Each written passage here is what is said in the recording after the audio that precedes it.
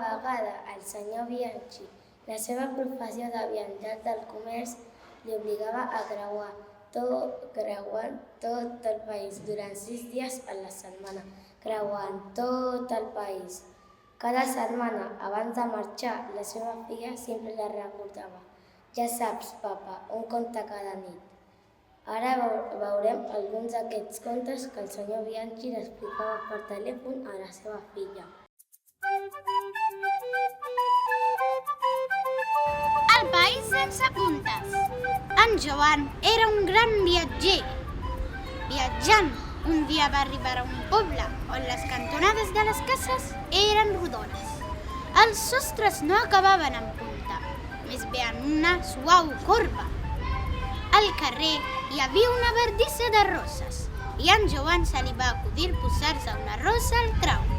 Mentre en Joan tallava la rosa, estava molt pendent de no punxar-se amb les espines, però de seguida es va adonar que les espines no punxaven, no tenien punta i semblaven de goma i feien pessigolles a la mà.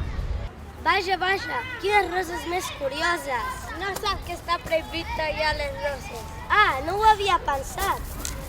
Llavors només pagarà mitja multa. Disculpi, em deixa veure la seva espasa? I tant. És una espasa sense punta, però quina mena de país és aquest? És el país sense punta. I com feu els claus? Vas oprimir fa temps, ara sol fem servir cola. Sisplau, dime 2 bufetades. Jo no vull acabar a la presó, fer-li mal a l'autoritat. Si és de cas, les 2 bufetades les hauria de rebre jo i no vostè. Però aquí es fa d'aquesta manera. Per una multa sencera, 4 bufetades. Per mitja multa, només 2. Som-hi, fem-me les 2 bufetades. El guàrdia? El guàrdia. Però això no és just, és terrible. Clar que no és just, clar que és terrible. És una cosa tan dolenta que la gent, per tal de no fer-li, es mira molt bé abans de fer una cosa contrària a la llei. Som-hi, fem les 2 bufetades i a la propera vagi a més cura. Però jo ni tan sols vull fer-li una bufada a la galta. En lloc de les bufetades li faré una carícia. Sent així, hauré d'acompanyar-te front la frontera. En Joan, tristíssim, va ser obligat a estar el país sense punta, però encara somia en poder tornar a un lloc més amable, a una bonica casa amb un sostre sense punta. El caramel instructiu. Al planeta Vi no hi ha llibres. El coneixement es consumeix en ampolla.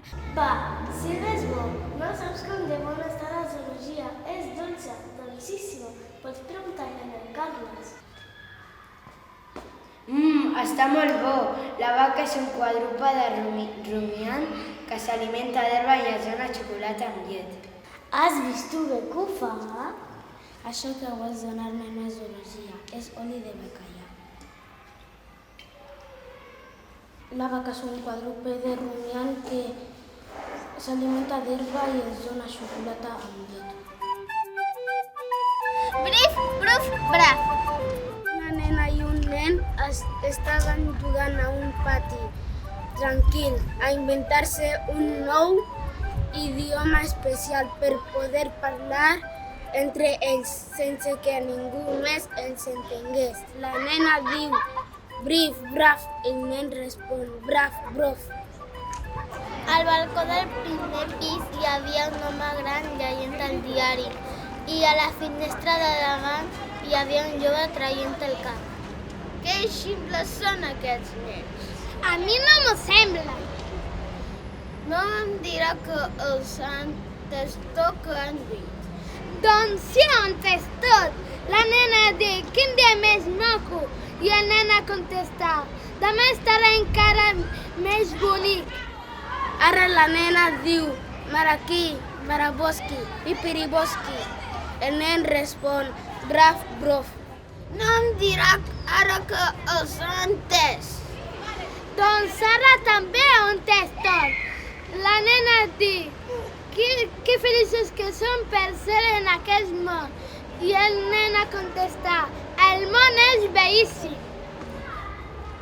Però de debò, el món és bonic. Bri, bru, brat,